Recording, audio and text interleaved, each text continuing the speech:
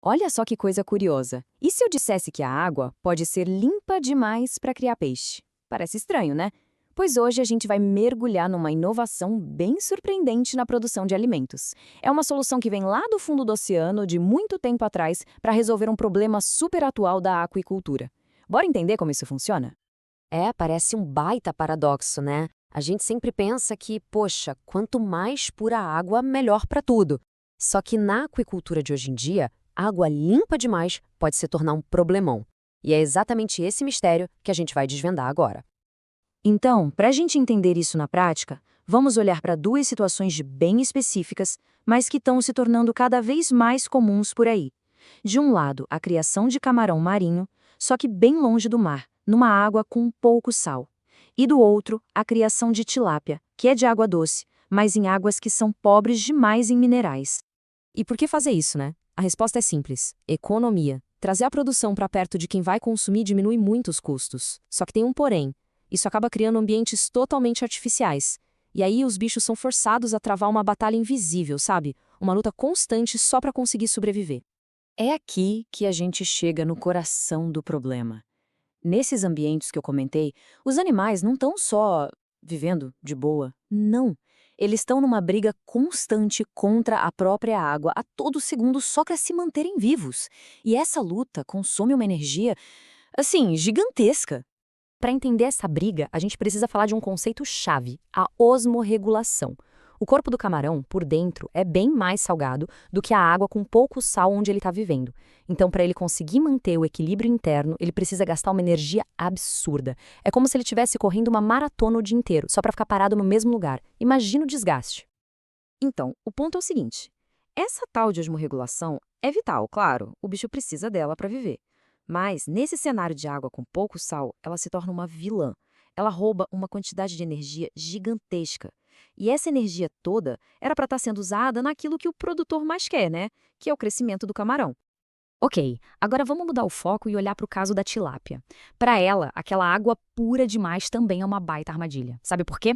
Porque sem os minerais para funcionar como um amortecedor, o pH da água fica maluco. Ele sobe e desce perigosamente durante o dia.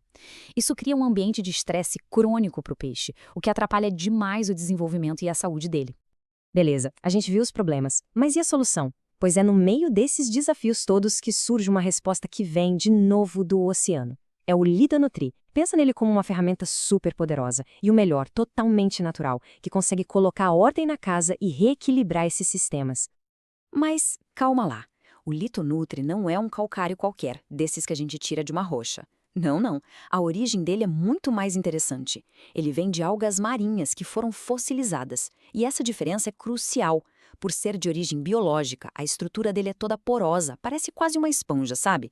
E é isso que faz com que ele seja muito, mas muito mais reativo e eficiente na água do que o calcário comum, que é só rocha moída. E o que é que tem dentro dessa alga final?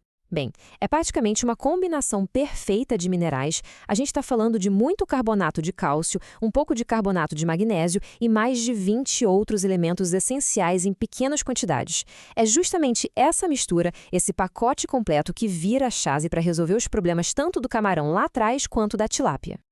E para o camarão, a estratégia de uso é genial, de verdade. O litonutri ataca o problema por duas frentes ao mesmo tempo. Ele vai fortalecer não só o ambiente onde o camarão vive, mas também o próprio bicho, de dentro para fora. A primeira frente de ataque é no ambiente. É simples. O produto é colocado direto na água do viveiro. A partir daí, ele começa a liberar lentamente aqueles minerais todos. O resultado? A água fica mais estável, mais rica, menos hostil. Isso alivia aquele peso energético enorme das costas do camarão. Ele não precisa mais gastar tanta energia só para existir.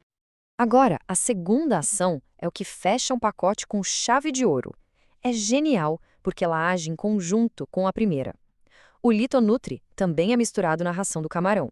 É como se a gente entregasse os tijolos e o cimento direto na mão do pedreiro. O camarão absorve os minerais da forma mais direta e eficiente que existe.